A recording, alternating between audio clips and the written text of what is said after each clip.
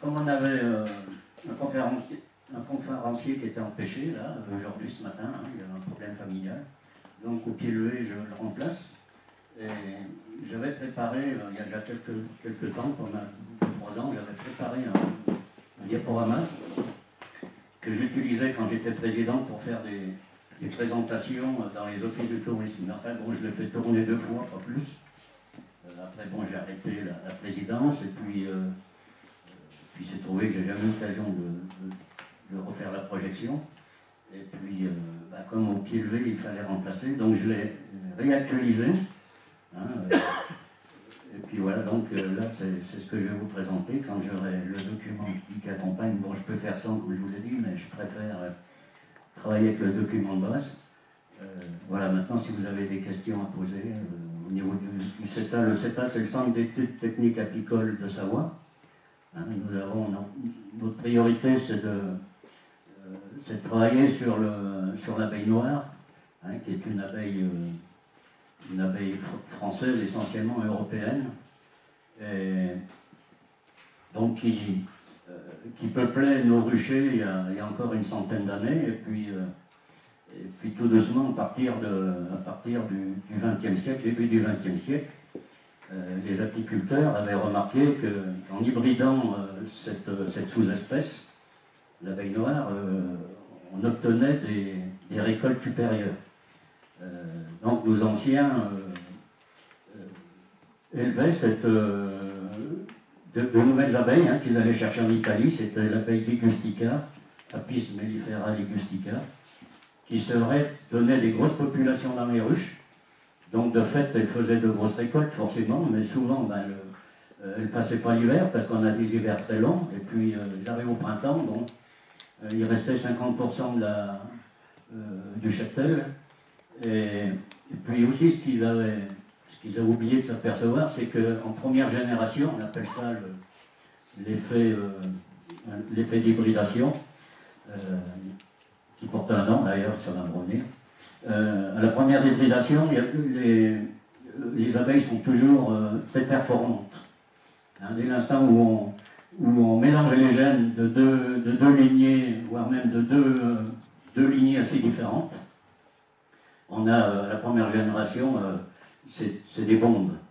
Mais rapidement, ensuite, ça décline. Donc ils avaient été aussi appâtés par ce mélange des gènes de première génération qui faisait des petites bombes de récolte. Et tout doucement, donc, on a commencé à hybrider le patrimoine apicole de France et aussi de chez nous, hein, parce que ça se passait partout.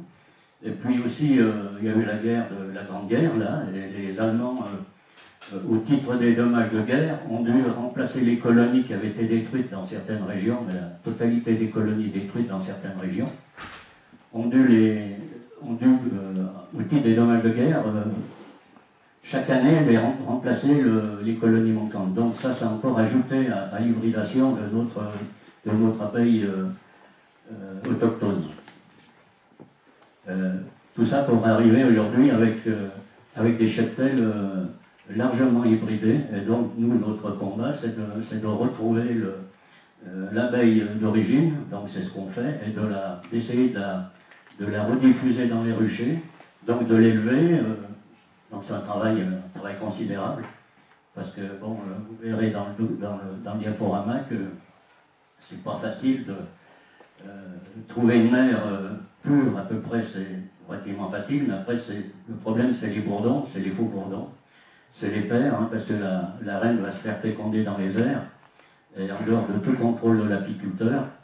C'est pourquoi on va se réfugier dans des stations de fécondation en hauteur, dans les altitudes. Là, à proximité, c'est la vallée des Encombres. Sur le bas de vallée, c'est la haute vallée de la Grande Maison, sur la commune de l'Alchère, dans le secteur de Naves, si vous connaissez.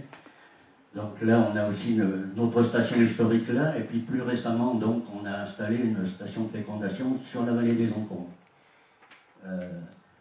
Depuis 2 ans, en gros, ça fonctionne.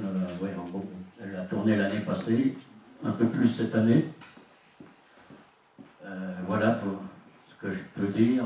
Je cherche. Il y aura peut-être des questions à ce sujet, si vous avez des questions.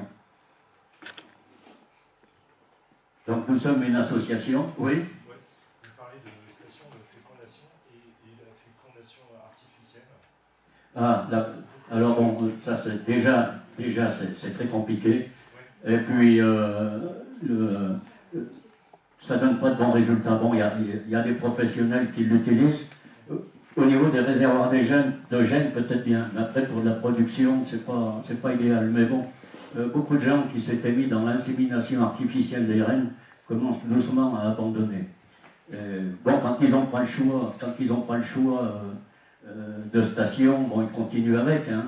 Nous, on a le choix ici d'avoir des stations très isolées dans lesquelles on peut amener des bourdons, bien que les bourdons, on sait que ça peut faire de nombreux kilomètres. Hein, puisque comme ils sont acceptés par toutes les ruches, ils peuvent avancer par étapes. Comme dans chaque ruche, ils ont le gîte et le couvert, ils peuvent, étape par étape, se rapprocher des congrégations de bourdons qui se trouvent dans les stations. Mais bon, il y a quand même peu de chance là où on place nos ruches. Vous verrez les images, c'est assez protégé. Hein. Autant peut-être que sur une île comme certaines stations sont effectivement situées sur des îles. Mais bon, l'insémination artificielle, bon, c'est quand même quelque chose de compliqué.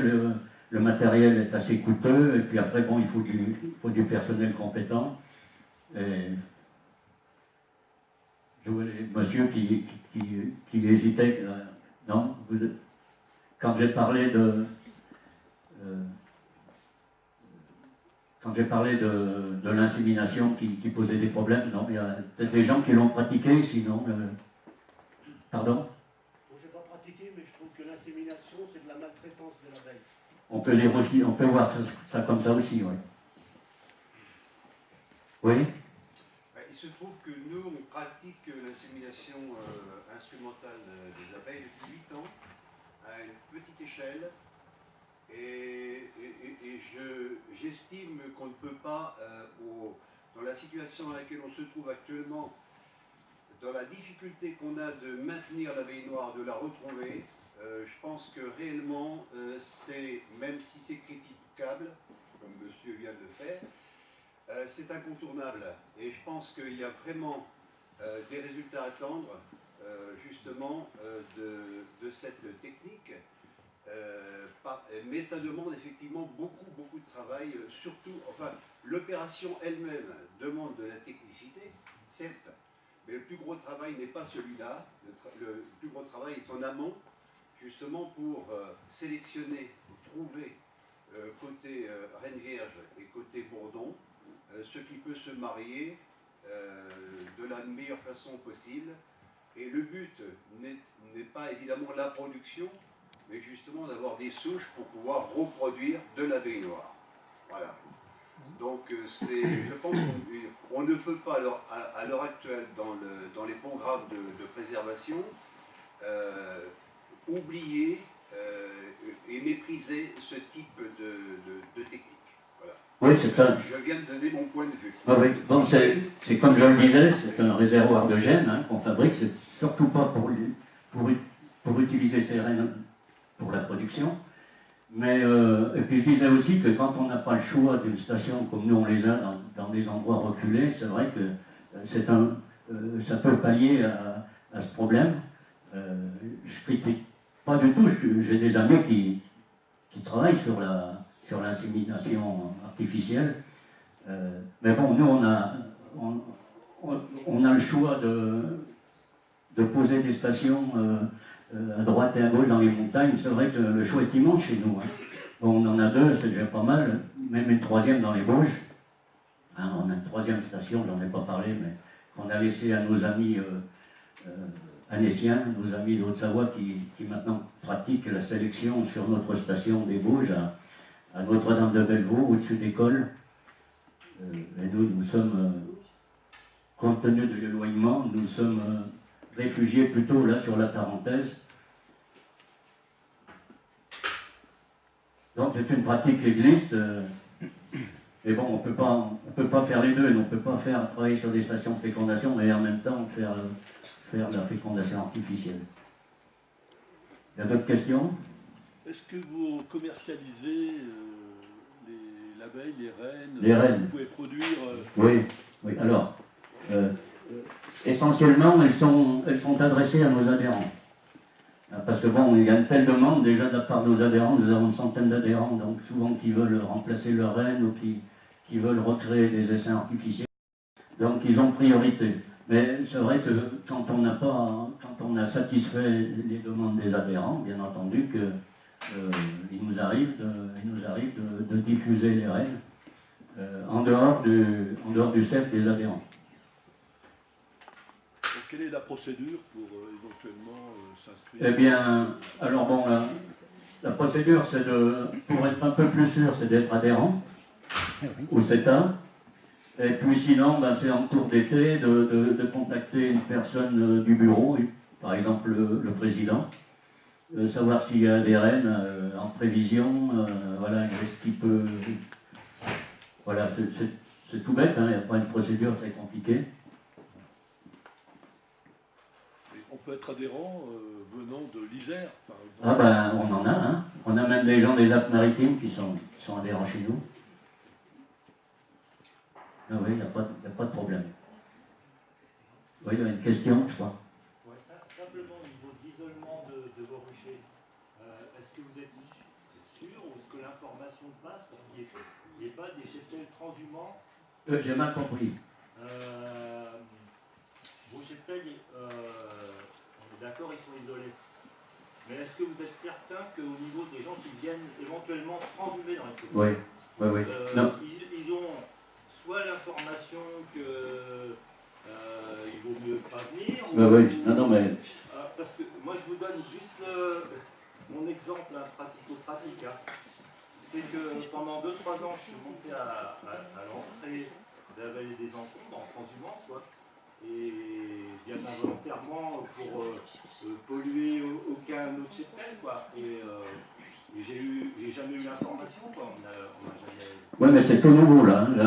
Les encombres, ça date de l'année dernière. On va dire, en gros, à partir d'aujourd'hui, l'information a été diffusée. Enfin bon, moi, je m'occupe surtout de la grande maison. Hein, c'est mon ami Clébert qui gère plutôt ce secteur des encombres, mais les informations sont passées. Normalement, il n'y a pas de transhumance sur les encombres, d'après les dernières nouvelles. Il y a déjà un panneau à l'entrée de... Oui, en plus, oui, c'est signalé. C'est signalé par un panneau à l'entrée de la vallée. Et il y a aussi un panneau où il y a le rucher, où il y a tous les nucléides. Donc les gens sont déjà informés que là, normalement, il n'y a pas de transhumance à faire. D'accord. Donc le panneau, il est grand à l'entrée de la vallée, il est visible. Les locaux, là, j'étais en montant en col de la fenêtre chez Régis Borel. Voilà, quoi. Donc c'est l'entrée des encombres. Mais bon, commencer par étapes, comme vous l'avez expliqué. Et sur la grande maison, nous sommes sur des territoires communaux, sur 3 communes, les élus sont au courant, donc ils ne délivrent aucune autorisation aux transhumants.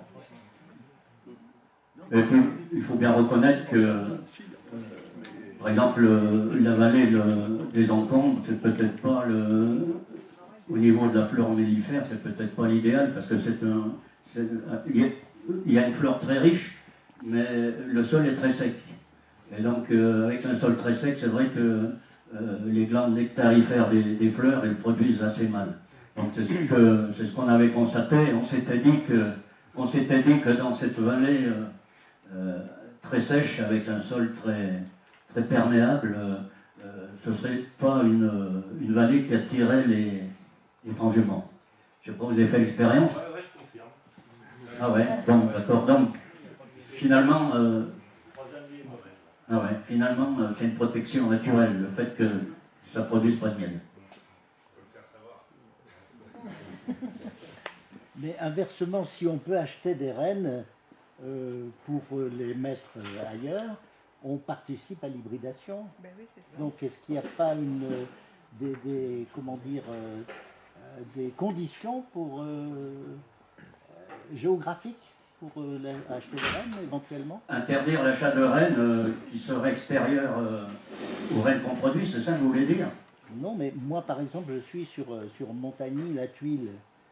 Si je veux acheter une reine tassée à l'abeille noire, je vais forcément hybrider avec ce que j'ai déjà. Oui, mais ce que vous avez déjà, ce sera forcément hybridé, ce ne sera pas de la noire.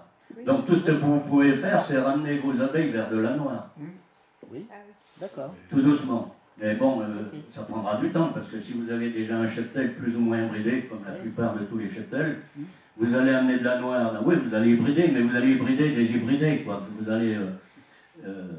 mais tout doucement, l'objet, nous, c'est que les gens qui achètent ces rennes fassent de l'élevage dessus après, et de façon à ce qu'ils changent leur reine de leur rucher en partant de cette abeille noire. Est-ce que du coup, ça ne pose pas le problème de se concerter entre apiculteurs? Oui, mais bon, c'est ce qu'on fait. On fait une communication assez large autour de nous. Hein. Le CETA, je pense que tous les apiculteurs de la région maintenant connaissent le CETA et nos activités. Si bien que notre activité débutait en 1974. Donc c'est pas d'aujourd'hui. Vous avez dû connaître Bernard de Bozelle. Oui. Donc moi j'ai commencé aussi à travailler avec lui, qui a été un des premiers à conduire une station de fécondation. Hein, c'était sur la Glière, au-dessus de Bozelle, dans le parc national. Et voilà donc pour dire que notre action n'est pas nouvelle, contrairement, parce qu'aujourd'hui c'est la grande mode de créer des stations de fécondation un peu partout, puis un peu n'importe comment et n'importe quoi. Et nous, il faut dire que nous, on a jeté les bases depuis plus de 40 ans. Et je pense que tous les apiculteurs de la région sont quand même bien au courant de nos travaux. Là, ça devrait arriver, hein. À moins qu'elle ait loupé un virage. Oui. Vous parlez des mauvaises stations de fécondation. C'est quoi les travers que vous avez constatés dans ces... Des mauvaises stations, bon, c'est-à-dire que c'est pas réfléchi, c'est fait un petit peu à l'emporte-pièce, dans des zones plus ou moins déjà bien hybridées et sans grande protection autour, mais bon, j'en connais pas mal hein, dans le centre de la France, mais il y a un début à tout, hein, il y a un début à tout, donc c'est des gens qui commencent à poursuivre cette mode, à créer des stations, mais finalement il ne faut pas jeter la pierre, c'est qu'ils ont déjà une démarche pour aller vers un nettoyage un petit peu de leur cheptel. Mais bon, c'est vrai que puis tout le monde n'a pas la chance d'avoir des sites comme les nôtres très protégés. C'est vrai que quand on se trouve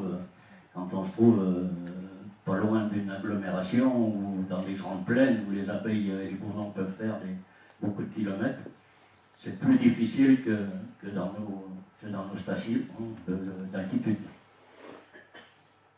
Pour l'apiculteur qui opte pour une fécondation artificielle, est-ce que vous vendez des mâles? Est-ce que vous proposez des mâles? Puisque vous faites également de l'élevage de mâles, je pense, oui. Dans ces stations. Est-ce que vous les commercialisez? Non, on ne commercialise pas les mâles. Maintenant, s'il y a des gens qui veulent nous prendre une dizaine de bourdons, on ne sera pas contre. Hein, mais non. Parce que pour la fécondation artificielle, oui, c'est l'idéal. Il faut des bourdons, bien sûr. Il faut des bourdons. Et des bourdons qui soient en capacité de reproduire. Quoi. Il faut les prendre au bon moment. Excusez-moi, mais pourquoi vous ne le faites pas justement? Pardon? Pourquoi vous ne le faites pas, de vendre des mâles? Oui, non, déjà, il n'y a pas de demande. C'est la première fois qu'on en parle. Jamais personne ne nous a demandé d'acheter des mâles. Par contre, des reines, oui, c'est tous les jours qu'on a des demandes, mais des mâles, non. Mais maintenant, si ça peut se produire. Par contre, on a des apiculteurs qui viennent sur le rucher nous prendre pour faire des élevages artificiels, nous prendre des larves. Ça, c'est assez courant, ça. Et donc, principalement nos adhérents viennent chez nous, ils nous informent et on les accompagne, et puis ils prennent des larves pour faire un élevage. Donc, prendre des larves, hein, c'est pour élever des rennes pures. Donc, parce qu'on a des ruches génétiquement déjà analysées Donc on a conservé les ruches qui répondent à tous nos critères, donc à partir de là, ils peuvent faire de l'élevage là-dessus. Oui. Vous disiez que des élus ne délivraient pas de permis de transhumer. Personne n'a songé à les attaquer pour ça? Alors bon, il y a un long débat à ce sujet-là. Pour l'instant, en France, il n'y a aucune loi qui interdit de transhumer des ruches, tout comme tout le règne animal. Hein. Chacun peut faire ce qu'ils veulent. Bon, contrairement à la Suisse, où déjà, eux, ils ont des protections bien posées. Nous, en France, pour l'instant, au niveau du législateur, il n'y a rien qui se passe. Bon, il y a bien une pression de la part des apiculteurs pour que ça bouge, mais pour l'instant, c'est... Ouais. Attendez, la transhumance à l'extérieur du département d'origine, la déclaration est obligatoire. Oui, mais je crois qu'elle n'est même plus aujourd'hui. Mais oui, on fait une déclaration, mais ça n'empêche pas l'interdiction d'empêcher ces transhumants de venir. Bon, même s'ils sont en règle, ils peuvent approcher un rucher de fécondation sans problème. Oui. Ce ne serait pas possible de définir des zones géographiques, même restreintes, et de dire, bon, dans cette zone-là, on ne peut pas introduire des rennes... Bien sûr que c'est possible. Nous, c'est ce qu'on fait. Bon, on le fait par le biais des municipalités qui nous donnent leur terrain et puis qui interdisent toute entrée extérieure, qui ne délivrent pas d'autorisation pour les transhumants. Mais si un privé possède un terrain, on ne peut pas l'empêcher de laisser poser des ruches, de quelque origine qu'elles soient, sur ce terrain, même si c'est à proximité d'une station. La loi, pour l'instant, la loi ne l'interdit pas. Mais ça pourra peut-être bouger. Hein. Je pense qu'il y a des choses qui sont dans les tuyaux aujourd'hui. Non, je confirme, hein, c'est simplement déclaratif. Hein, c'est-à-dire qu'il n'y a pas d'autorisation ni du maire, ni de l'administration, ni d'un groupement de défense sanitaire. C'est juste déclaratif. Le maire, il peut empêcher de poser des ruches sur ses terrains. Sur ces terrains communaux. C'est pour ça que nous sommes... Il peut empêcher que s'il y a risque pour les personnes, mais pas... Ah oui, non, pas à partir du moment où il respecte l'arrêté préfectoral concernant les distances, le maire ne peut pas l'interdire. Non, mais... l'implantation non, ce qui peut empêcher, c'est de poser des ruches sur le terrain communal. Ah oui, voilà, non, mais nous, c'est à travers ça qu'on se protège. Parce que nous sommes sur des vastes terrains communaux. Donc, à partir de là, les élus ont pris des arrêtés où ils disent, bon, uniquement les personnes autorisées pourront transhumer des ruches sur ces secteurs-là. Est-ce que vous avez accès au fichier national de la DGAL qui vous permettrait éventuellement d'avoir une vision d'implantation des ruches dans le secteur? On a ça, hein, à partir du GDSA. En plus, je suis agent sanitaire. On a sur des secteurs, on a le recensement de toutes les ruches et de tous les gens qui...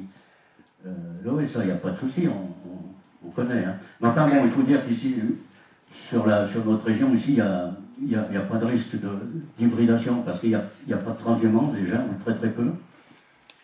Donc, ce sont des sédentaires, hein, des apiculteurs sédentaires qui sont installés dans les villages. Et de ce côté-là, on n'est pas soumis à l'hybridation. Très peu, du moins. Ce qui n'empêche pas, c'est que les abeilles sont quand même, par nature, hybridées. Depuis le début du XXe siècle, tout doucement, l'hybridation a fait son chemin. Mais bon, je connais des régions qui sont largement plus pénalisées que la nôtre.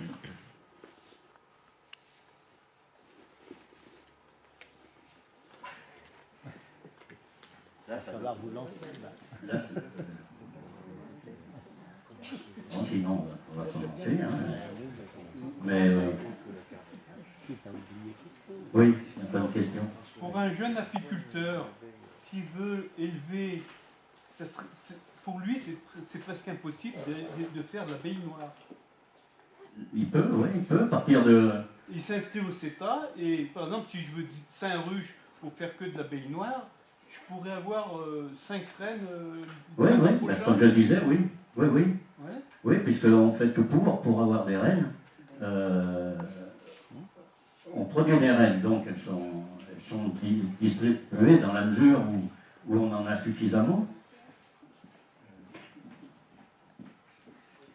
Oui, il n'y a pas de souci, mais bon, on ne peut pas garantir la réussite de nos élevages. Hein. Après, c'est fonction des météos, c'est fonction de plein de choses, hein, parce que c'est pas simple, hein, produire des rennes, c'est pas simple. Oui. Hier, un apiculteur me disait que pour avoir le statut d'agriculteur, il faut un minimum de 400 ruches. Oui. Je crois que c'est un peu moins, non? Ou 70, ou être inscrit au M. Non, mais pour être professionnel, c'est ça? Pour être professionnel. Oui, je crois que c'est 200 ou 300, je ne sais pas, pour être statut professionnel. Hein. Ouais. Mais il est inscrit à la MSA aussi, c'est pas le même nom. Cotisé à la MSA, oui, c'est 70 rues, je crois.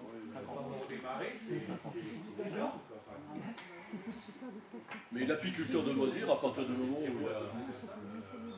où il a son numéro de SIRET, il peut commercialiser. Oui, non, et commercialiser, oui, mais pour un statut professionnel qui peut amener des aides après, des subventions, des choses comme ça.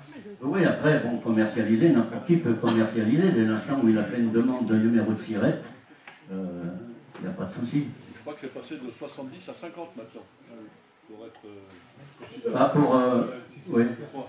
Oui, 50 ruches à la MSA. La MSA, c'est la cotisation de solidarité. Oui, cotisant de solidarité. Il y a un seuil, je crois que c'est 50 ruches.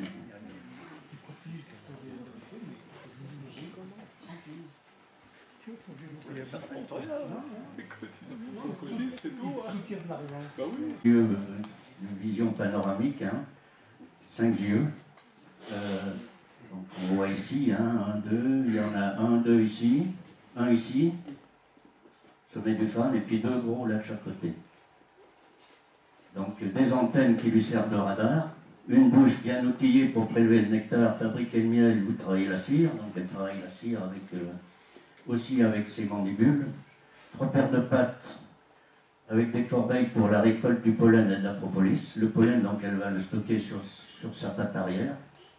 Et dans l'abdomen se trouve le jabot pour transporter le nectar et l'eau, et les glandes cirières qui sécrètent la cire. Donc là, on va voir la vie dans la ruche. Là, on voit une ruche déjà bien peuplée. Donc, selon son âge, l'ouvrière accomplira des tâches différentes. Donc, de 0 à 2 jours, c'est le nettoyage des cellules vides du couvain. Du 2e au 11e jour, c'est le soin et l'alimentation du couvain, le soin et l'alimentation des adultes et de la reine. Elle construit les rayons en sécrétant la cire, et puis il y a les ventileuses. Voilà, le document arrive. La voiture est pas abîmée, non? Non. Bon. Votre femme est entière. Tant pis pour ma femme, c'est dommage pour la voiture. Voilà, ça va. Vous répéterez pas.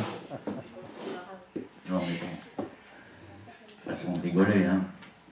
Bon, ben, voilà, finalement, ça ne m'a pas trop handicapé. Si, quand même. Vous, surtout. Donc, la morphologie. Donc, le corps d'abeille, on vient de voir. Si on pose une tête, on a vu 2 antennes, thorax, qui portent 2 paires d'ailes. Sur les côtés du thorax et de l'abdomen se situent de façon symétrique 10 paires de petits orifices respiratoires. C'est la photo précédente. Et encore la précédente. Qu'on appelle les stigmates. Dans l'abdomen se trouve le jabot, sorte de poche extensive où l'abeille stocke le nectar et l'eau, de même que les glandes cirières sécrètent la cire pour construire les alvéoles. Donc là, on a vu la vie dans la ruche. Les abeilles vivent en colonie, elles forment une société très organisée. Autour de la reine, dont la tâche unique est de pondre jusqu'à 50 000 ouvrières, s'active avec ardeur. L'espérance de vie des ouvrières varie selon les saisons, de 30 à 45 jours pour les abeilles nées au printemps et en été, à plusieurs mois pour celles qui naissent à l'automne et permettent à la colonie de survivre à l'hiver, pour ensuite redémarrer un nouveau cycle au printemps suivant. Au fur et à mesure de leur existence et de leur maturation physiologique, les abeilles changent de métier. Donc ça on l'a vu, les métiers d'abeilles. Donc durant leur existence, les abeilles exercent jusqu'à 7 fonctions différentes: nettoyeuses, nourrices, architectes, manutentionnaires, ventileuses, gardiennes et butineuses. Mais toutes les abeilles ne suivent pas le même parcours professionnel. Certaines brûlent les étapes pour devenir butineuses, alors que d'autres n'accèdent jamais à ce statut. Dans la ruche, seuls les quelques centaines de bourdons se prélassent. Les faux bourdons. Faux bourdons, on appelle ça les bourdons de la ruche, ce sont les faux bourdons.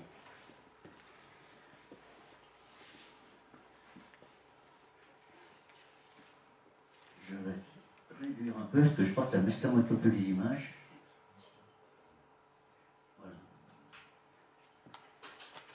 C'est la diapo numéro 6. Au premier jour de sa vie, l'abeille est préposée au ménage. Elle commence par nettoyer les cellules. Le nettoyage général du fond de la ruche est effectué par les abeilles un peu plus âgées, entre 10 et 15 jours. Quand elle atteint l'âge de 5 à 6 jours, l'abeille est capable de sécréter de la nourriture pour les larves. Elle devient nourrice et le reste jusqu'à l'âge de 15 jours. Les nourrices prodiguent des soins attentifs aux larves qui sont alimentées individuellement plus de 1000 fois. Pour cela, elles utilisent le pain des abeilles, qui est un mélange de pollen et miel fermenté, riche en vitamines et acides aminés.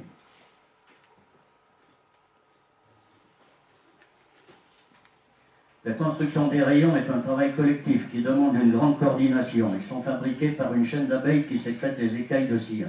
Un ouvrage délicat et épuisant, entrepris par des bâtisseuses qualifiées, ayant en général entre 5 et 20 jours, âge où la capacité de production des glandes cirières est optimale.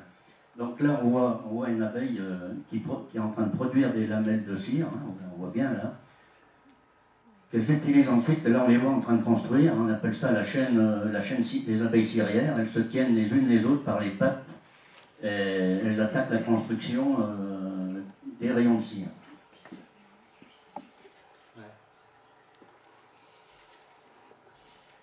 L'âge moyen des ventileuses est estimé à 18 jours, mais cette fonction est assumée par des ouvrières de tous âges. La ventilation consiste à battre des ailes pour aérer la ruche et contrôler ainsi sa température, son taux d'humidité et son taux de gaz carbonique. Elle sert aussi à sécher le nectar. Lors de l'essaimage, les ventileuses ont pour mission de battre le rappel pour permettre le regroupement de l'essaim. Alors elles utilisent leur glande de Nasanov qui émet une ferrohormone de regroupement. Là, on voit bien les ventileuses sur le haut. Là, on la voit bien, ça c'est une ventileuse, il n'y a pas de doute. Hein, on voit le mouvement des abeilles, des ailes. Hein, également ici. Par contre, là, là, elle fait l'appel. Nous, on appelle ça battre le rappel ou faire l'appel. Quand elle a l'arrière très relevé, et là, on voit sa glande de Nasanov ici, blanc. Hein, ce petit point blanc, donc elle émet des ferrohormones de regroupement, et les ailes lui servent à diffuser cette ferrohormone. Et là, on les voit aussi ici. Hein. Ça, c'est pas de la ventilation, ça, c'est de battre le rappel, parce que manifestement, c'est un essaim qui vient de rentrer dans la ruche, et donc toutes les abeilles signalent aux abeilles qui sont à l'extérieur que la reine est bien à l'intérieur et que c'est là qu'il faut rentrer.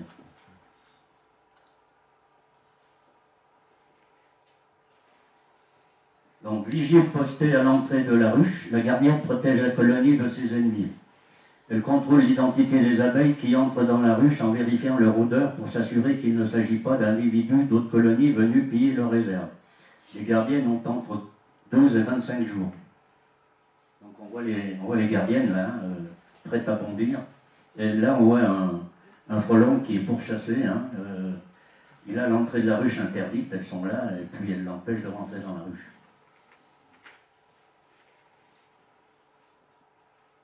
Vers l'âge de 3 semaines, l'ouvrière peut devenir butineuse et s'envole enfin hors de la ruche à la recherche de nectar, de pollen et d'eau, indispensable à la colonie. Une butineuse effectue une dizaine à une centaine de voyages par jour selon la proximité des fleurs. À ce train d'enfer, elle s'épuise vite et au bout de quelques jours, elle meurt. La colonie a besoin d'eau pour humidifier le pollen qui sera mélangé au miel pour être distribué aux larves. Certaines abeilles sont chargées d'aller en chercher et la transportent dans leur javeau. Sous nos climats tempérés, une ruche récolte en moyenne une centaine de litres d'eau chaque année.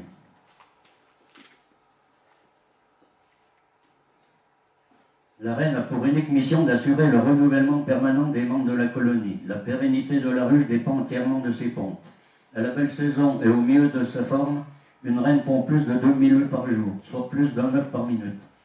Pour atteindre ces formidables performances, elle est abondamment nourrie de gelée royale et fait l'objet des soins attentifs de sa cour. Hein, on voit quand même sa cour tout qui l'encercle. Et en permanence, c'est comme ça. Elle est toujours encerclée par une dizaine d'abeilles.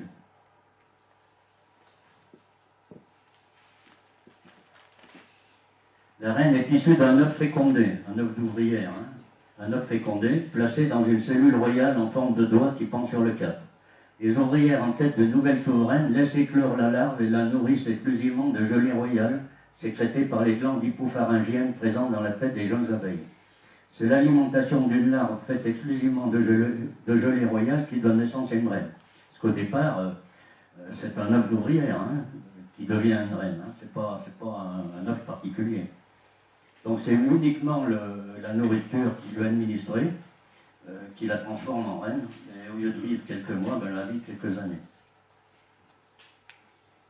Donc on voit bien, hein, on voit une cellule prête à éclore, hein. Là-dedans il y a une reine qui est à l'état de nymphe, on verra plus loin sur les images. Là on voit les larves, hein, avec la gelée royale, c'est tout ce qu'on voit blanc là autour. Hein. Quand vous achetez de la gelée royale, voilà, c'est ça, hein, c'est uniquement ce produit qu'on voit là autour. Et là on voit une abeille qui est en train de nourrir de gelée royale la future reine là, dans la cellule.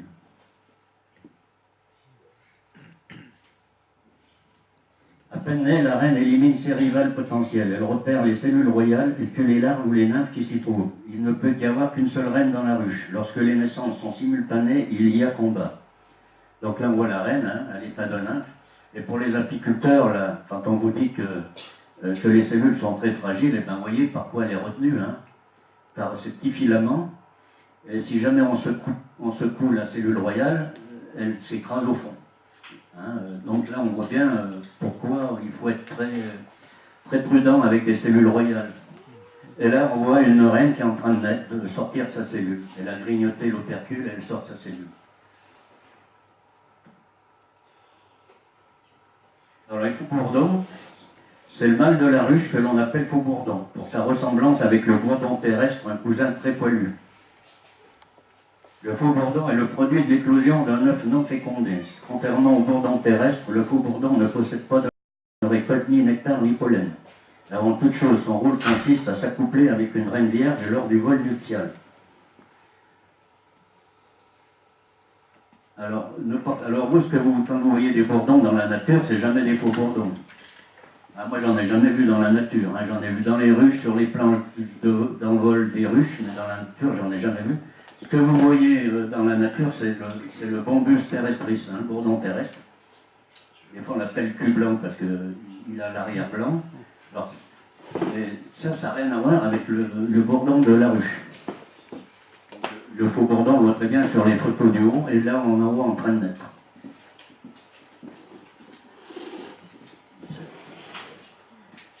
Au bout de quelques jours, la reine s'envole pour être fécondée. C'est le vol nuptial. Pendant ce vol, la reine connaît plusieurs accouplements avec différents mâles.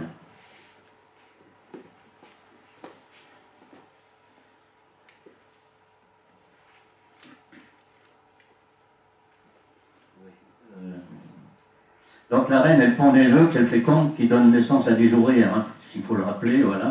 Ou bien, à son choix, elle peut aussi pondre des œufs non fécondés pour donner des faux bourdons, des bourdons. Hein, celle qui choisit de donner naissance à une ouvrière ou à un bourdon.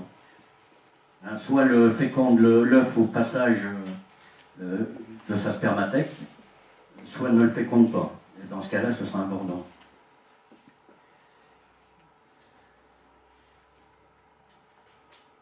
Merci.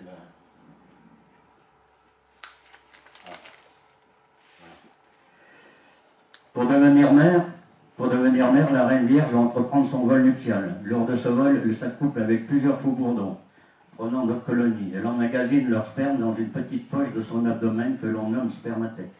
Après l'accouplement, les faux bourdons meurent. Voilà. La reine, quant à elle, peut à sa convenance féconder ses œufs avec la semence emmagasinée les premiers jours de sa vie, ou bien pondre des œufs non fécondés. Les œufs fécondés vont donner naissance à des abeilles femelles. Alors oui, c'est ce qu'on vient de voir, alors que les abeilles mâles naîtront d'œufs non fécondés. C'est pourquoi ils n'ont pas de père. Ce mode de reproduction à un parent est nommé la parthénogenèse.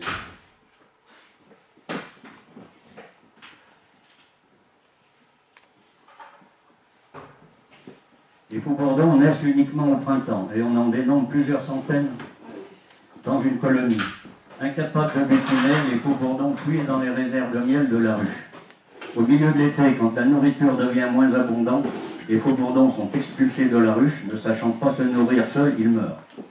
Et là, on voit bien, hein, ils sont malmenés. Là, on voit déjà là, les abeilles en train d'expulser un faux-bourdon. Ici aussi, hein, ils commencent déjà à le chasser de la ruche. Et là, sur la planche de vol, on le voit bien. Hein. On voit que le faux-bourdon est...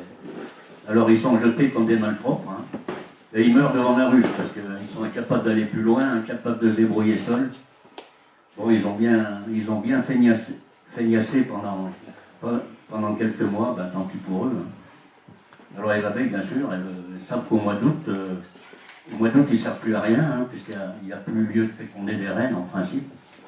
Donc après, c'est des bonhommes qui vont manger la nourriture, et puis ça va faire défaut pour l'hiver, donc ça y est, ils sont jetés comme les malpropres. Quelques jours après la fécondation, la reine commence à pondre. Les ouvrières entourent constamment la reine. Elles veillent sur elle en la nourrissant de gelée royale et en la nettoyant constamment. Là, on voit bien la cour de la reine. Et le petit point blanc, là, c'est pas naturel, c'est l'apiculteur qui a posé un peu de peinture sur le dos de la reine pour la repérer plus facilement.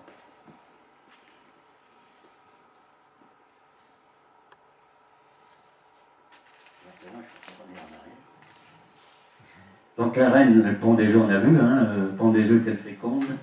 Donc on voit bien là le cycle. Hein. Alors l'œuf, c'est le petit bâton blanc qu'on voit au fond de la cellule.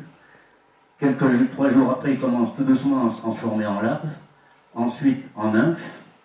Et le 16e jour, enfin le 16e jour si c'est une reine, c'est la naissance. Alors là on voit bien, hein, on voit que par exemple les abeilles, ben, il faut 21 jours après la ponte de l'œuf pour naître. Le mâle de la ruche, le faux-bourdon, 24 jours après. Par contre, la reine, c'est 16 jours. Hein, c'est très rapide, hein, parce que la colonie n'a pas le droit d'avoir une ruche sans reine. Donc, il faut que ça aille très très vite.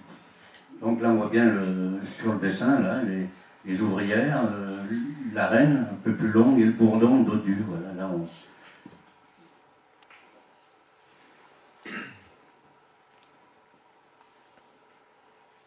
Donc au bout de 3 jours, l'œuf éclot. Débute alors le stade larvaire. Au 9e jour, les larves alimentées par les nourrices sont devenues grandes. Les ouvrières ferment leurs cellules par une opercule de cire. C'est à ce moment que la larve se transforme en nymphe. Là, on voit bien, hein, ils sont en train de fermer là, par exemple, pratiquement fermer l'opercule. Là, ils vont la fermer. Bon, là, ça c'est du miel qu'on voit, 2-3 cellules de miel. Et là, on voit hein, tous les stades d'évolution de la larve jusqu'à la nymphe et presque l'insecte parfait. Là, on a la coupe. Plus tard, l'ouvrière rompt l'opercule et s'extrait de ses cellules. On nomme couvain l'ensemble des œufs, des larves et des nymphes qui se trouvent dans un rayon. Donc là, on voit bien, hein, commence à grignoter l'opercule, l'abeille. Hein. Tout doucement, elle agrandit, elle sort la tête, et puis voilà, progressivement, elle sort le... Voilà, c'est la naissance.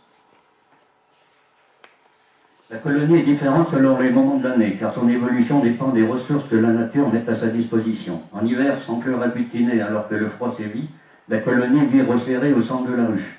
Au printemps, quand pollen et nectar abondent, la reine pond. La reine prend de l'ampleur et élabore le miel en quantité. Pour intervenir au rucher et prendre soin de son cheptel, l'apiculteur doit connaître et respecter les cycles saisonniers des abeilles. Donc là, on a une ruche vue en coupe. Hein.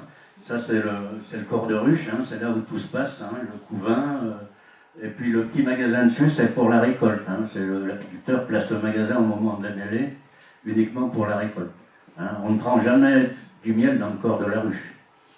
Donc on voit bien aussi là comment situer. Hein, ça, c'est les 4 de rive de chaque côté, avec du miel. Là, après, on a le pollen, hein, qui trouve tout autour du couvain, et en blanc, au milieu de la ruche, on a le couvain. Donc la ruche chalet traditionnelle en Savoie, hein, vous verrez souvent dans nos pays, dans nos villages, hein, dans les petites exploitations familiales, des ruches de ce type-là, hein, avec un petit cachet de chalet savoyard. Voilà, c'est assez sympathique comme type de ruche. Donc, en montagne, si on peut se protéger de l'hiver, c'est pas plus mal. Donc là, voilà. En montagne, les colonies doivent être prêtes à affronter les rigueurs de l'hiver dès le mois de novembre. Lorsque l'hiver, les abeilles restent à l'abri. L'hiver, les abeilles restent à l'abri dans la ruche en consommant le miel amassé la belle saison. Durant cette longue période froide, la colonie hiverne à proximité des réserves de miel.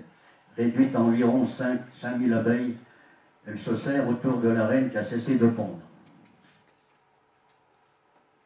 Les abeilles n'entrent pas en léthargie comme on pourrait l'imaginer. Pour réchauffer la grappe à une quinzaine de degrés, font vibrer les muscles de leurs ailes et opèrent un mouvement lent continu de l'intérieur de la grappe vers l'extérieur.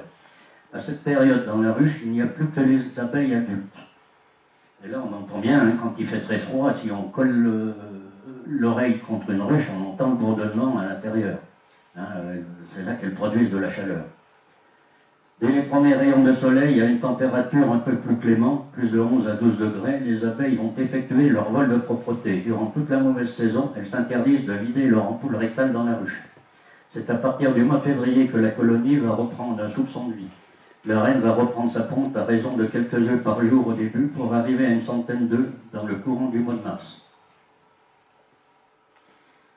Dès que les premiers œufs sont pondus, les abeilles vont devoir augmenter la température du nid à couvain pour atteindre 36 degrés. À ce moment, les abeilles doivent produire plus d'énergie pour maintenir cette température. Dès que la reine reprend sa ponte, les abeilles doivent l'alimenter en gelée royale. À cette saison, vous pouvez voir les butineuses s'affairer sur les chatons du noisetier et du saule, ou dans les corolles des tussilages et crocus. La floraison des saules marceaux marque une accélération dans la vitesse de ponte de la reine qui pourra par la suite dépasser largement les 1000 œufs pondus par jour.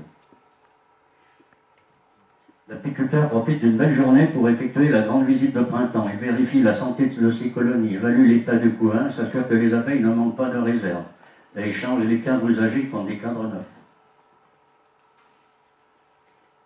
Début avril, les butineuses se déploient dans les vergers. Les vieilles abeilles d'hiver font place à de jeunes abeilles et chaque belle journée est mise à profit par les nouvelles butineuses pour apporter à la ruche du pollen frais et du nectar.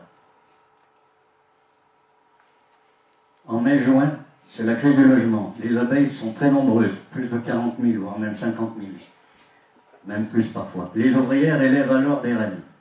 Peu avant la naissance des princesses, la vieille reine quitte la ruche avec une partie des abeilles et crée une nouvelle colonie. C'est l'essaimage et l'unique mode de reproduction naturelle de la colonie. On voit un essaim en vol là qui va se regrouper comme ça, et ensuite il va s'installer. Il peut s'installer n'importe où. Hein. Voilà la mise en ruche d'un essaim. C'est aussi une façon de repeupler ces ruches vides. Donc on voit, hein, il a décroché la branche, il va secouer la branche dans la ruche. Voilà. Et mettre quelques vieux cadres à l'intérieur. Si possible, un cadre de couvain, ben, ça retient encore plus facilement les abeilles. L'extrême variété des fleurs de nos alpages pousse l'apiculteur à déplacer ses ruches en altitude. C'est à cette période que l'apiculteur place une hausse sur chaque ruche. C'est dans ces magasins contenant des cadres de petite taille que les abeilles en proposeront les récoltes de nectar qu'elles auront pris soin d'assécher et de transformer en miel. Chaque semaine, la colonie est plus populeuse pour atteindre son apogée fin juin. Donc voilà, c'est le départ pour la montagne. Dans un tel environnement, et si les conditions météo sont favorables, la récolte peut être intéressante, mais ce n'est pas garanti. Notez que dans nos régions de montagne et dans le meilleur des cas, une seule récolte est possible. Elle est souvent de faible quantité, mais d'une qualité rare, ce qui donne des miels de crus très recherchés par les connaisseurs.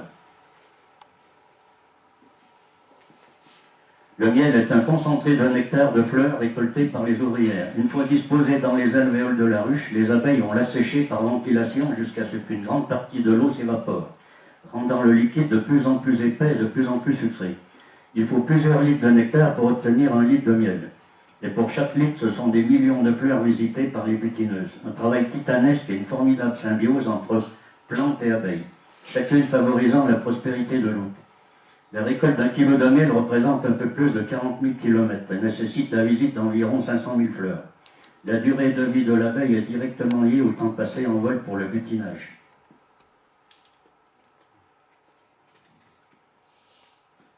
Alors voilà, classification, on a parlé un peu d'abeilles noires tout à l'heure. Voilà l'ère historique de la répartition d'abeilles noires. Hein, on en a parlé un petit peu. Donc l'abeille, c'est la classe des insectes. L'ordre, c'est les hyménoptères. La famille des apidés, genre Apis, espèces mellifera, et les sous-espèces, mellifera, carnica, casica, ligustica, etc. Enfin, c'est les 4 principales qu'on utilise en Europe. Donc nous, c'est mellifera, mellifera, Apis, mellifera, mellifera. Hein, on répète 2 fois. Sinon, l'italienne, c'est Apis, mellifera, ligustica. Donc on voit l'italienne, c'est ici, son aire de répartition, on est principalement plus vers le sud. Ici, c'est la carnica, elle vient de Slovénie. Et puis la caucasica, la caucasienne, c'est ici. Après, le reste, c'est très peu utilisé. Alors l'abeille noire, on en a parlé un petit peu tout à l'heure. Rustique et bien adaptée aux conditions alpines. Cette abeille locale peuple... Ouais. Voilà. Hein, nous avons été en 2009 récompensés par les Trophées de Savoie pour le travail qu'on a mené à la recherche de l'abeille noire. En montagne, elle présente des caractéristiques apicoles intéressantes, comme la faible consommation hivernale, le développement tardif mais rapide au printemps, une meilleure résistance aux maladies et l'aptitude au butinage par temps frais. De par sa rusticité, l'abeille noire est facile à conduire. Elle présente une disposition naturelle à s'autogérer, qualité essentielle pour nos petites exploitations familiales, montagnardes. Malheureusement, sous l'effet de l'hybridation galopante, elle est aujourd'hui menacée de disparition. Notre association travaille à la réintroduction de l'écotype. Alors, on a parlé tout à l'heure, hein, dès l'année 1977, déjà, le journal L'Abeille de France faisait état de nos travaux. Donc, nous poursuivons ce programme depuis plus de 40 ans. Et bon, je peux vous lire un petit article, là, parce que bon, c'est difficile à le faire ressortir d'image, mais c'est assez éloquent. Des propos qui sont toujours d'actualité et que nous tenons encore aujourd'hui. Voilà ce qui est dit dans l'article en 1977.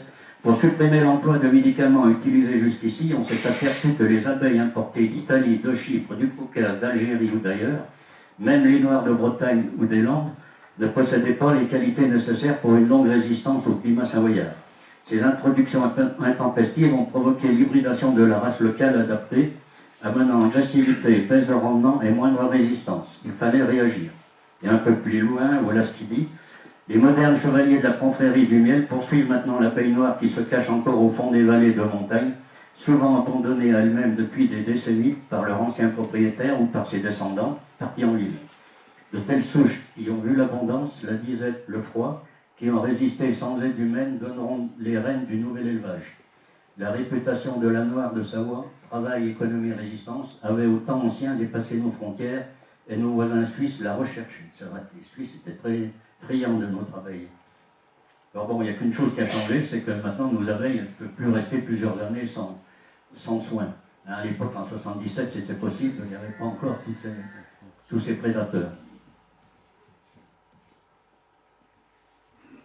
Alors voilà, c'est aussi la formation de nos adhérents aux pratiques d'élevage, la photo du haut. Et aussi, on mène des actions dans les écoles, des actions pédagogiques. C'est un peu pour ça que j'avais fait aussi un diaporama beaucoup plus simple pour les écoles. Voilà notre station en vallée de la Grande Maison, la 41. Dans un lieu isolé, sans autre ruche, dans un rayon de plusieurs kilomètres, sont installées nos ruches à mâles, peuplées de grosses colonies d'abeilles, avec des faux bourdons sélectionnés. Et placées à côté de ces ruches, les petites ruchettes d'élevage aux nucléi contiennent chacune environ 1000 abeilles, avec une cellule royale qui abrite une reine prête à naître. Quelques jours après leur naissance, ces jeunes reines s'envoleront dans les alentours pour se faire féconder par nos faux bourdons présents sur le site. Après fécondation, les jeunes reines introduites dans les nouvelles colonies commenceront à pondre pour atteindre un rythme de 1500 à 2000 œufs par jour. Donc là, on voit pas bien, mais c'est toutes ces petites boîtes, mais il y en a partout là. Bon, parce que cette station est assez vaste. Il y en a en dessous, il y en a au-dessus, il y en a derrière. Là, on arrivait à ce moment-là, on devait avoir 80 nucléi, voire même plus.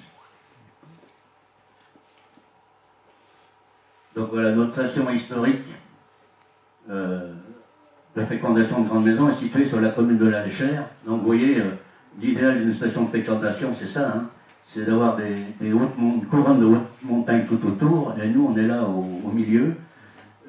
Et puis dans ce secteur, il y a peu de ruches. Pratiquement sur là derrière, on a le col de la Louze et le barrage de Saint-Guérin. Ici, il n'y a pas de ruche. Hein. J'ai fait pas mal de montagnes sur le barrage de Saint-Guérin, j'ai jamais vu une ruche.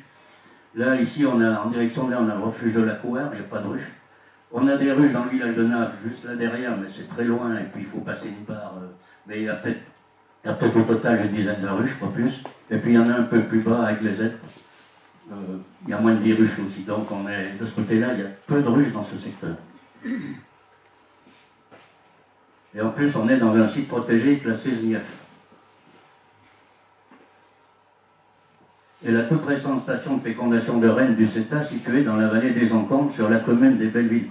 J'ai dit des Bellevilles parce que je crois que c'est comme ça qu'il faut dire, non, maintenant. Exactement. Voilà, donc...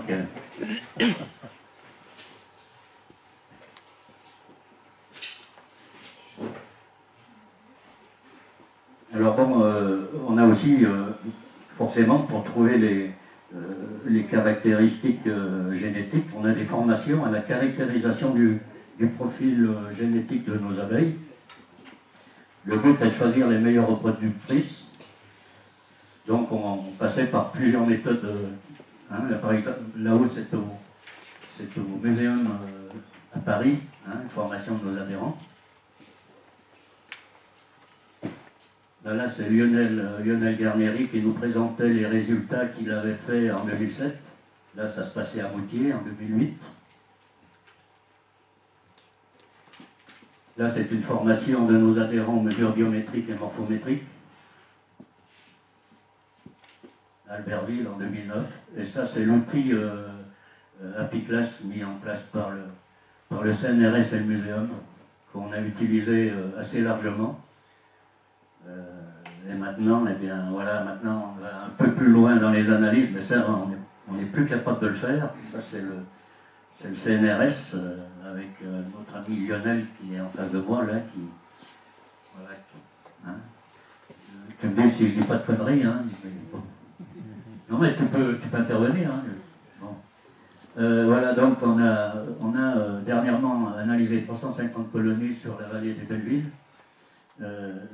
Colonies, analyse financée par le Parc National de la Vanoise. Là, on leur tire un bon coup de chapeau parce qu'ils ont mis la main à la poche, et puis je crois qu'ils vont encore la mettre, parce qu'il y a encore des analyses plus pointues à venir. Là, c'est quand même un effort assez considérable de leur part, parce que je crois qu'on va arriver avec des analyses.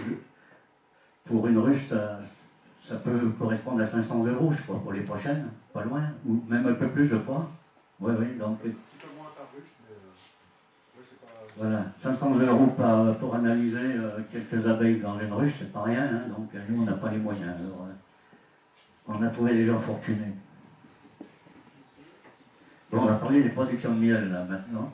Donc, on voit bien que les productions sont en chute libre, hein. On voit en 2016... production nationale en milliers de tonnes, hein, par rapport à 1995, 32 000 tonnes. Et dans le même temps, forcément, les importations, elles progressent aussi. Et puis le nombre de ruches est relativement stable, bien qu'en diminution, mais bon, les abeilles périssent l'hiver, mais les apiculteurs font tout pour remonter les cheptels. Oui, vas-y. Notez bien les dates, parce que dans la conférence que je vais faire, je vais vous présenter le niveau d'hybridation. Et en fait, on a une correspondance entre le niveau d'hybridation et la perte en fait, de productivité des colonies.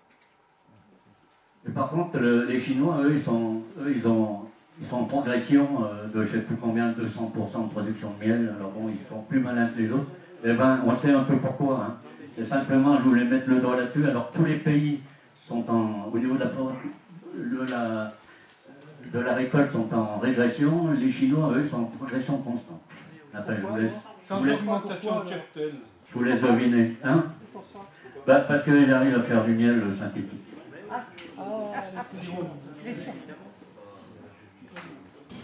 Ils font du miel synthétique. Alors là, bon, pour 47. Grâce à la danse pétillante, la danseuse désigne l'emplacement d'une source de nourriture bituneuse.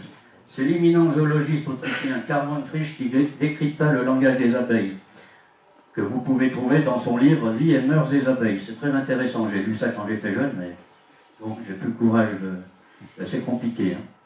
Ces découvertes lui ont valu le prix Nobel en 1973.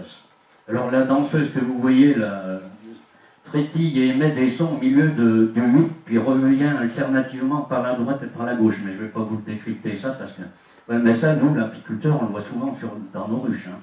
Une abeille qui danse, qui frétille comme ça, et les autres qui observent, ça c'est des observations très très classiques et très courantes.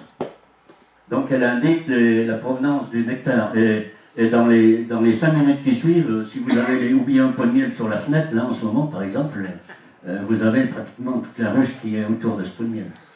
Je dis bien en ce moment quand il n'y a pas de récolte, dans la nature.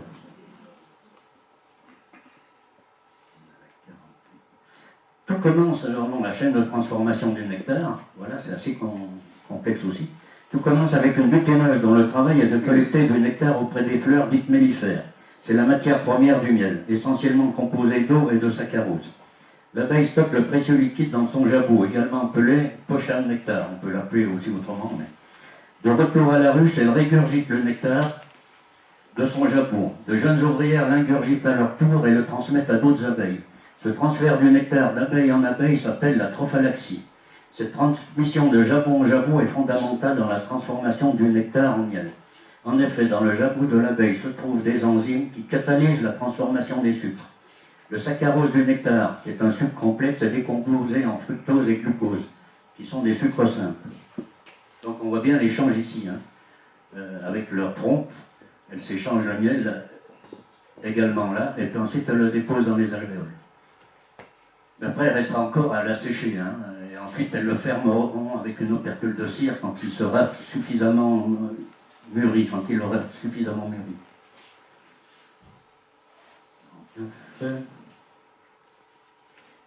Voilà, l'apiculteur procède à la récolte du miel quand la mielée est achevée. Dans un petit rucher, la collecte des hausses s'effectue cadre par cadre. Après un enfumage discret, l'apiculteur ôte les cadres et les brosse pour ne pas emporter les abeilles.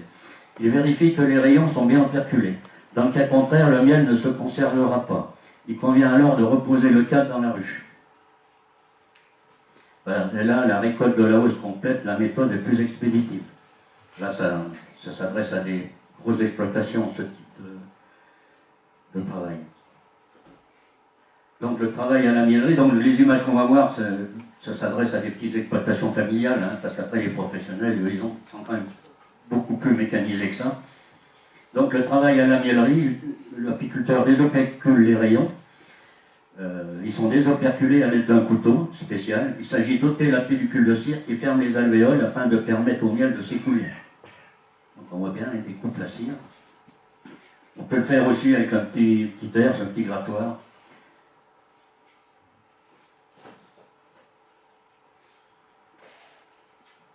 Les cadres sont ensuite placés dans un extracteur qui, par la force centrifuge, fait jaillir le miel hors des alvéoles sans abîmer les rayons. Ces derniers pourront être utilisés l'année suivante dans la ruche. Donc là, on voit bien le miel s'éjecter, surtout là, hein, on voit les filaments de miel qui s'éjectent par la force centrifuge. Là, on va tourner violemment l'extracteur.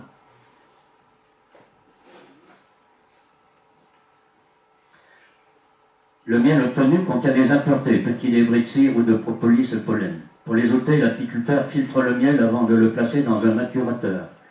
C'est une cuve où le miel repose à température constante, entre 20 et 25 degrés. Au bout de quelques jours de maturation, les dernières impuretés sont remontées en surface. C'est le moment de la mise en pot. Certaines espèces de plantes ne produisent pas de nectar, exemple les coquelicots, mais toutes les plantes à fleurs produisent du pollen, qui est l'élément fécondant mâle de la fleur, indispensable à leur reproduction sexuée.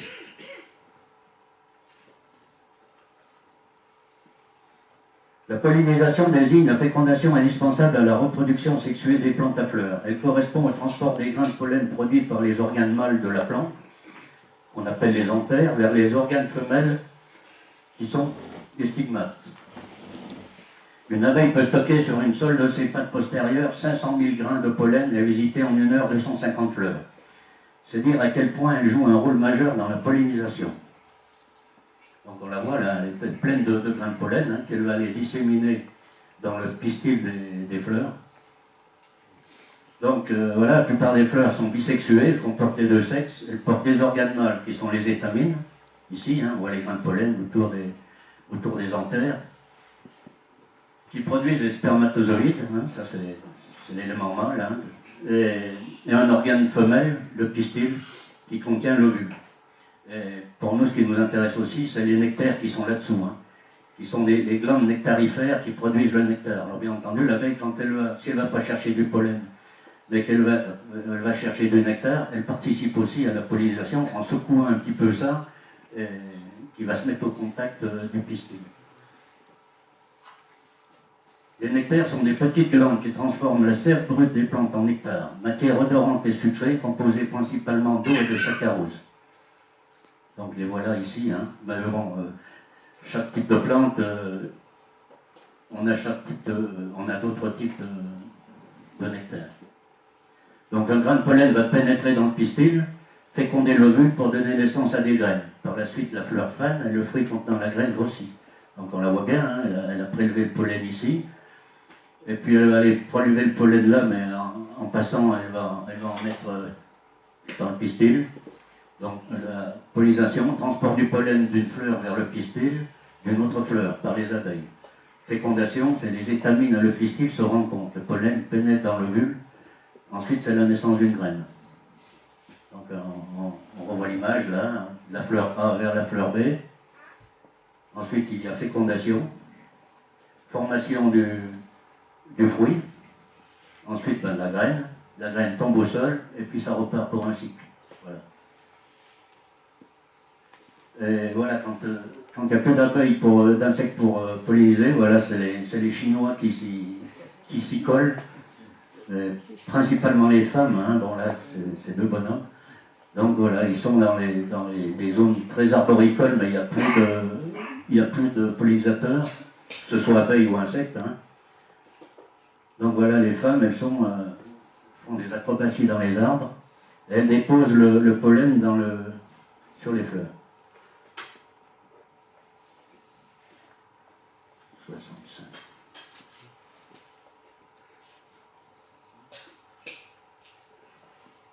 Alors bon, vous avez lu, les abeilles, elles ne butinent pas les mêmes fleurs, partout.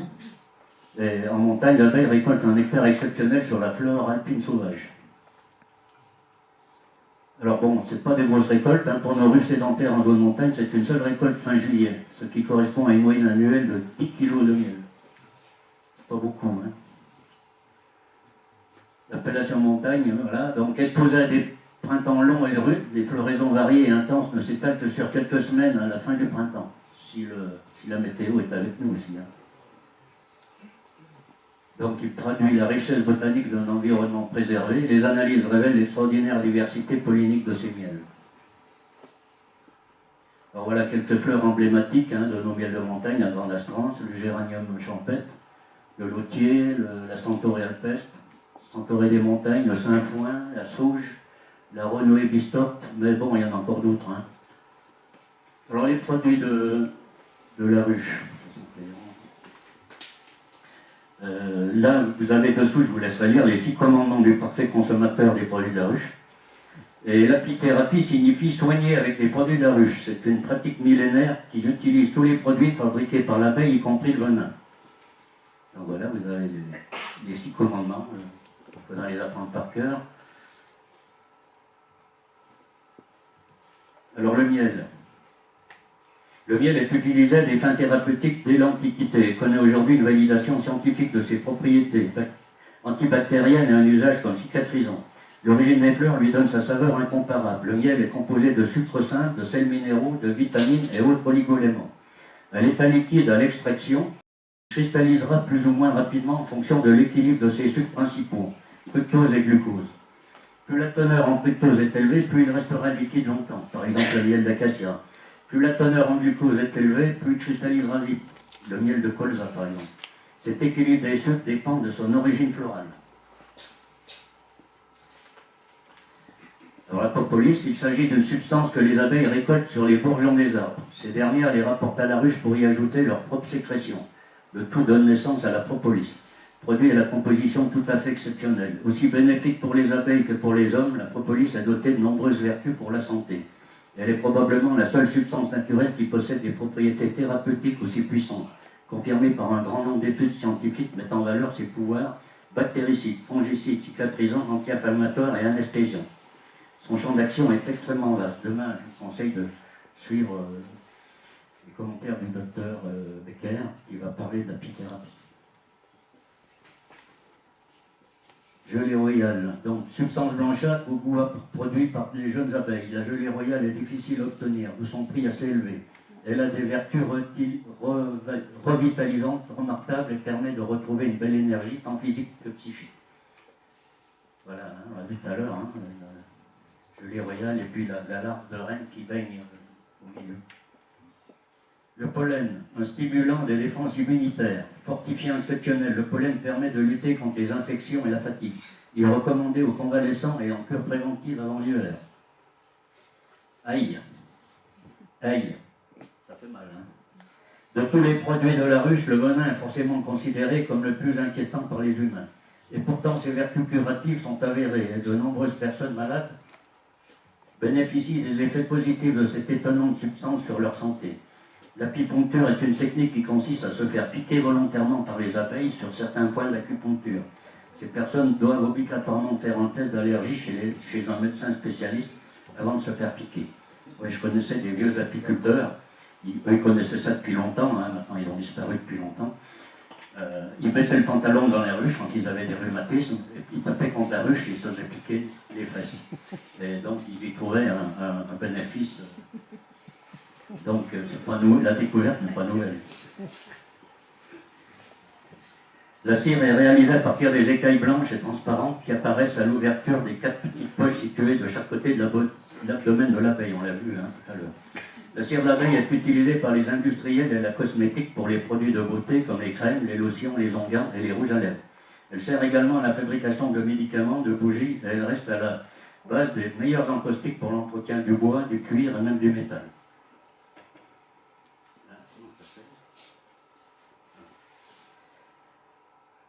Alors, en France, depuis une trentaine d'années, les populations d'abeilles diminuent. Ce phénomène touche tous les pays. Cette surmortalité alarmante s'est accélérée depuis le milieu des années 1990. Des ruchers entiers ont été dévastés en quelques années. L'une des causes de ce désastre, l'usage excessif de produits phytosanitaires. Bon, ce n'est pas la seule cause. Hein. Il y en a d'autres. L'agriculture intensive a généralisé les engrais et les substances phytosanitaires, fongicides, insecticides, herbicides. Pour préserver les abeilles, l'utilisation de ces produits pendant la floraison des grandes cultures a été interdite dans les années 1970. Mais en 1975 apparaissent les insecticides systémiques, neurotoxiques, qui se diffusent dans toute la plante au fur et à mesure de sa croissance, y compris dans les fleurs de butine des abeilles. Comme tous les êtres vivants, les abeilles peuvent être victimes de maladies plus ou moins graves, comme les loques qui s'attaquent aux couvains. Depuis 30 ans, les apiculteurs constatent une recrudescence de ces maladies qu'ils ont de plus en plus de mal à soigner.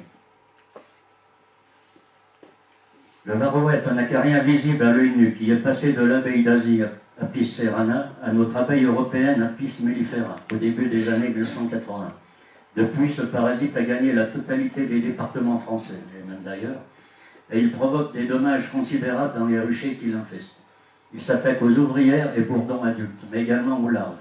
La femelle varroa, très prolifique, pond ses œufs dans les cellules de couvain, ainsi les jeunes parasitent les larves pour se développer à leur dépens. C'est vrai que avant leur naissance, les larves d'abeilles sont déjà parasitées par le varroa qui niche dans les alvéoles sur les larves. Alors depuis peu, une nouvelle espèce de frelon, le frelon asiatique, Vespa velutina, se propage à toute allure sur notre territoire. Importé de Chine dans les poteries, il est arrivé en Aquitaine en 2004. Il peut être très agressif, y compris à l'égard de l'homme. C'est un épouvantable prédateur pour les abeilles dont il aime se régaler. Une dizaine de frelons en vol stationnaire suffisent à décimer une colonie en quelques jours. Alors, il y a encore 2 jours en arrière, je disais à quelqu'un, pour l'instant il est loin de chez nous, hein, on l'a recensé en Ardèche, et puis j'ai eu une nouvelle hier soir, c'est que ça y est, on l'a trouvé à Annecy, hein, ça y est, il s'approche. Donc j'ai eu une lettre du GDSA hier soir sur mon email, et voilà, donc tout doucement il arrive. Donc on le voit bien en haut, hein, il est plus petit que le frelon commun. Hein, ça c'est Vespa velutina, et ça c'est Vespa crapaud. Donc il est plus petit finalement, les gens disent, oh c'est un gros insecte qui bouffe les abeilles. Non, il est petit, hein, enfin, il fait 3 cm quand même. Et là on le voit en train de grignoter une abeille. Et voilà leur nid, hein, c'est énorme, hein, dans les arbres, ça arrive, on a trouvé des nids de 200 litres, hein, pratiquement un fût de 200 litres plein. Alors voilà quelques chiffres à la dernière diapo. Un supra-organisme normalement immortel compte l'été, c'est une révision, hein, 30 000, 60 000 abeilles, la reine quelques centaines de faux-bourdons, l'hiver c'est 3 à 5 000 abeilles seulement. La reine vit de 1 à 5 ans et pond jusqu'à 2000 œufs par jour. L'abeille vit en moyenne 27 jours l'été et 27 semaines l'hiver. Elle pèse 0 à 1 gramme et peut rapporter à la rue jusqu'à 70 mg de nectar de pollen. 1 kg de miel, bon l'abeille vole, voilà, 1 kg de miel. Récolter 1 gramme, doit visiter 20, bon, c'est une révision. Hein.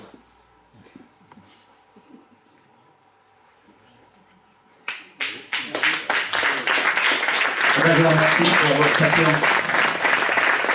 Donc je vous donne l'apéro. Hein. À moins qu'André. Bah ouais, non, d'accord. Mais c'est André qui va payer, tant pis. Tant pis pour toi. Hein. Ah, mais je paye moins. Non, mais à côté, c'est pot de Jean-Louis Carré. Moi, j'ai vu sur le frigo, non? Non, mais c'est le maire, tant pis pour lui. Et là, je vous remercie bien, hein, surtout pour votre patience. Oui, il y a peut-être une question là. Je voulais savoir s'il y a des colonies d'abeilles sauvages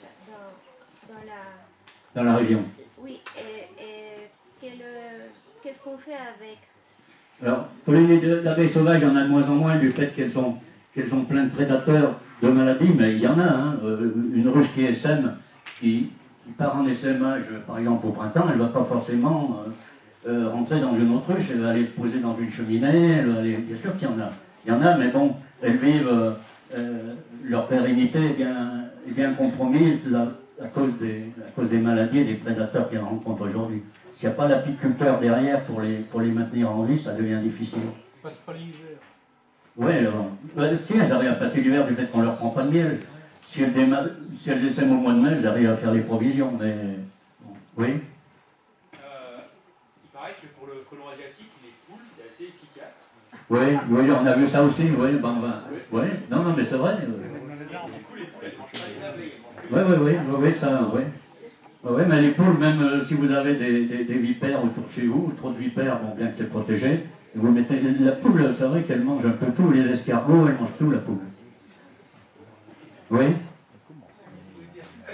Quelques mots des effets de la crise sanitaire sur les cheptels de vos adhérents.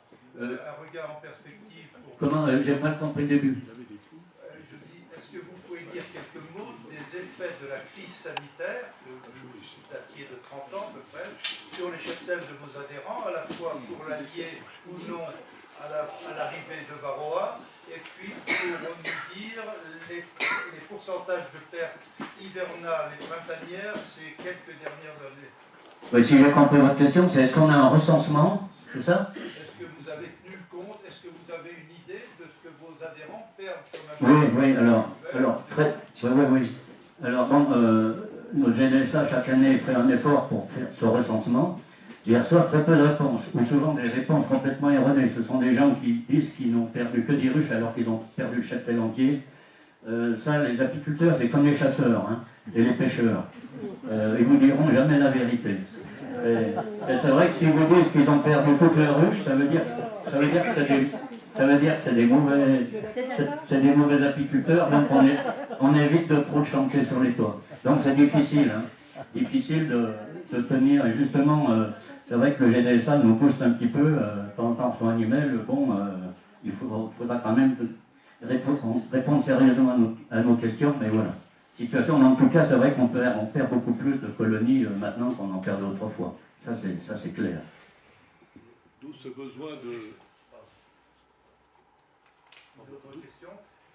Est-ce qu'à côté de la préoccupation génétique que vous avez bien expliqué, vous avez le souci des autres pratiques apicoles et de ce qui lie dans un ensemble cohérent qu'on peut appeler système apicole, le matériel et les autres éléments de la pratique, la sélection, la confiscation éventuelle ou non de naturelle et ces choses-là? Oui, ben, bien entendu, dès l'instant, la sélection, on est en plein dedans, hein, dès l'instant où on fait de l'abeille noire, on est en plein dans la sélection. Il faut déjà trouver les géniteurs, hein, donc la sélection est là, et puis toutes les méthodes apicoles, on les maîtrise bien, puisque quand on arrive déjà à ce niveau-là, c'est qu'on maîtrise toutes les méthodes traditionnelles d'apiculture. Je vois pas bien le sens de votre question, mais en gros c'est ça.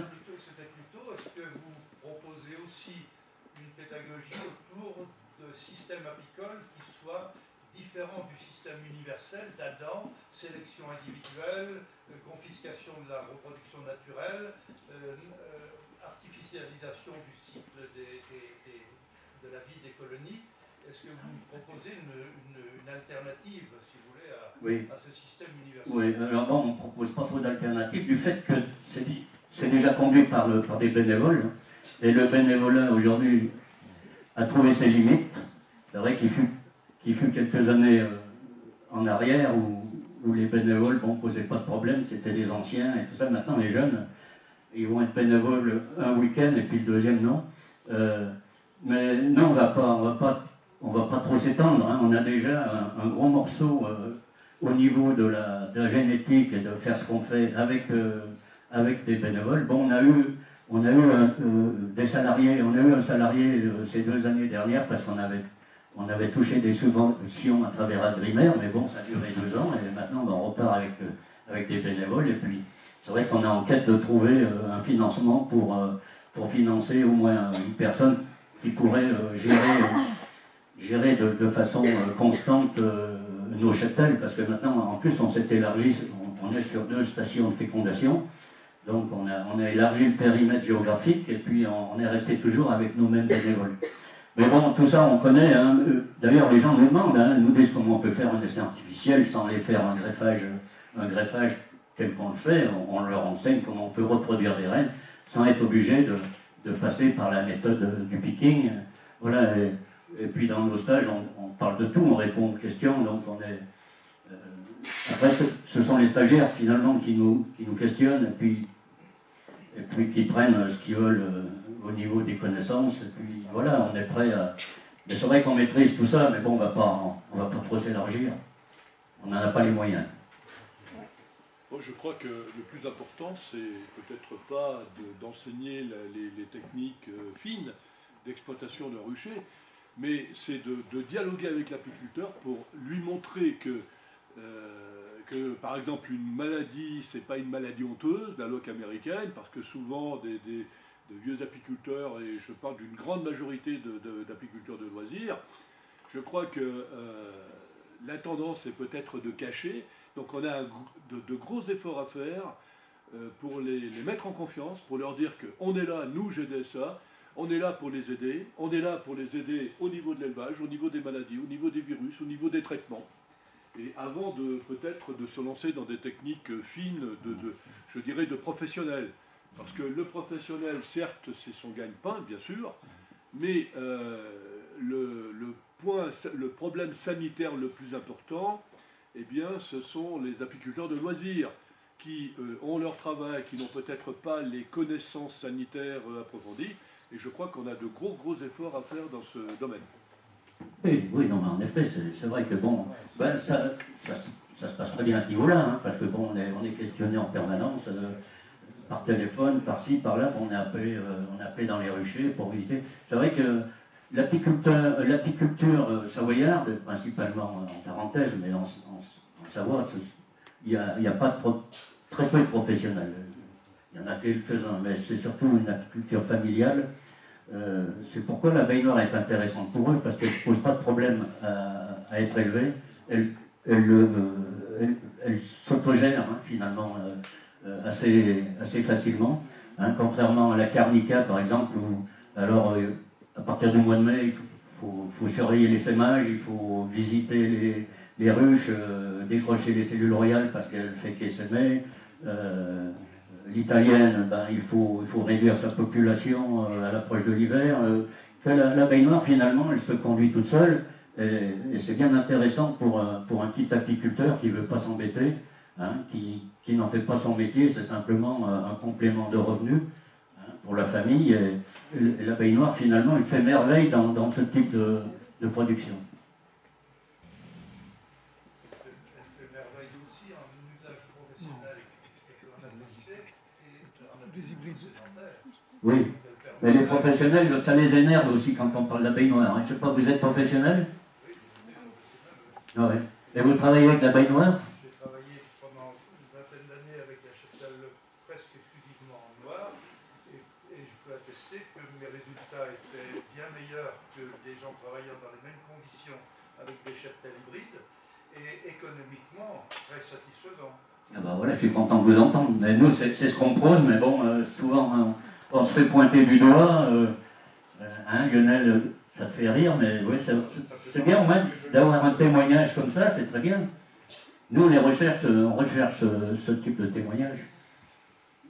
Mais c'est vrai qu'il y a eu des études faites qui ont démontré que finalement l'abeille noire était aussi récolteuse que l'abeille hybride. Il y a eu des études de fait, elles ont montré ça clairement. Mais bon, c'est une abeille facile à conduire, mais certains vont dire oui, mais elle est agressive. Elle est agressive dans la mesure où elle est très hybridée. Hein, et comme toutes les abeilles hybridées, hein, même une buckfast très hybridée, elle va être très agressive. Moi, j'ai visité des ruchers de buckfast. Eh ben, ma foi, je préfère mes abeilles noires, hein, de loin.